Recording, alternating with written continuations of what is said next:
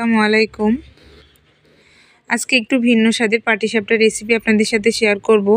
তো আমি এখানে পাটিসাপটা বানানোর জন্য ভিতরের যে পুরটা দেয়, তো আমি এখানে এই পুরটা বানিয়েছি ছানা দিয়ে।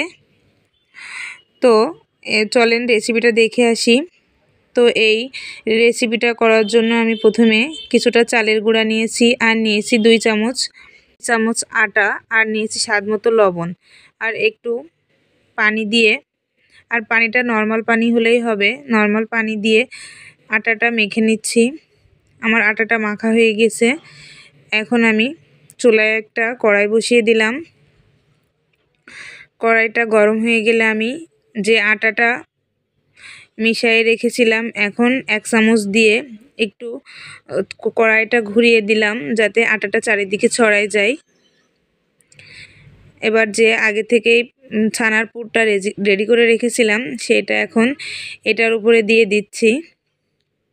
দিয়ে 2 পাশ থেকে ভাঁজ দিয়ে নিচ্ছি, নিয়ে উল্টে পাল্টে ভেজে নিলাম। এই তো আমার পাটিসাপটাটা একদম রেডি। এখন আমি একটা খুন্তির সাহায্যে তুলে নিলাম।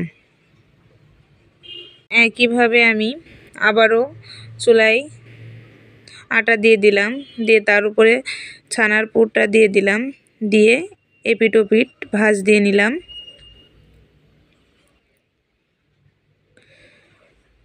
নিয়ে একটা খুন্তির সাহায্যে তুলে নিলাম। এই তো আমার পিঠাটা একদম রেডি। আপনাদের বোঝার সুবিধার জন্য আমি আরও একটা পিঠা বানিয়ে দেখালাম। তো আমার পিঠাটা কতটা পারফেক্টভাবে হয়েছে আপনারা দেখেই বুঝতে পারছেন। তো এই রেসিপিটা ভালো লেগে থাকলে